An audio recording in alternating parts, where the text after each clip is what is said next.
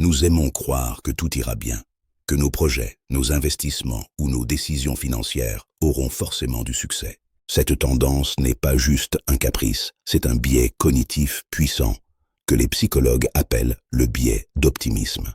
Dans cette vidéo, nous allons explorer comment il fonctionne, pourquoi il influence nos choix financiers et comment commencer à l'observer pour prendre du recul.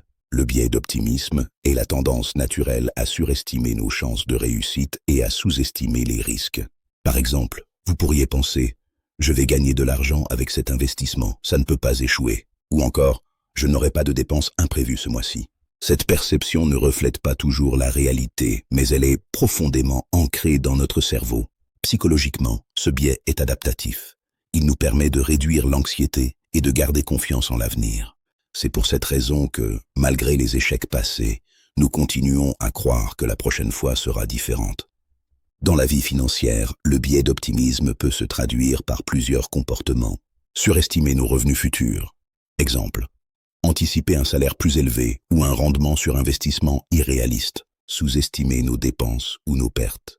Acheter maintenant sans tenir compte des imprévus. Prendre des risques excessifs. Penser que nos décisions boursières ou immobilières auront toujours un résultat positif.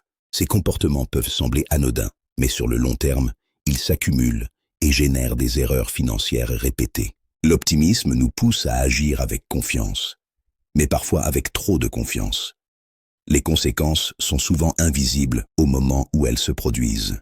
Des investissements qui échouent alors qu'on pensait qu'ils étaient sûrs, des projets mal préparés, une frustration quand la réalité ne correspond pas. Le biais d'optimisme peut aussi créer un cercle vicieux. Plus nous réussissons par chance, plus notre confiance augmente et plus nous prenons de risques, jusqu'au moment où la chance ne suffit plus. Comprendre ce biais ne signifie pas devenir pessimiste ou arrêter d'espérer. Il s'agit de prendre conscience de la façon dont notre cerveau nous influence. Quelques pistes pour observer ce biais. Se poser des questions réalistes. Quelles sont les chances réelles que cela réussisse? Tenir un journal de décision. Noter les prévisions et les résultats réels pour comparer. Demander un avis externe.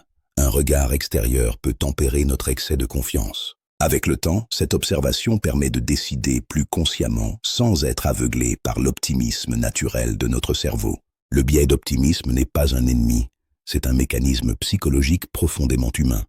Mais en le reconnaissant, nous pouvons commencer à observer nos décisions financières avec plus de lucidité. Au lieu de suivre aveuglément notre enthousiasme, nous apprenons à tempérer nos attentes et à préparer nos choix avec plus de réalisme. Votre cerveau vous pousse à espérer. Maintenant, vous pouvez aussi apprendre à l'écouter avec discernement.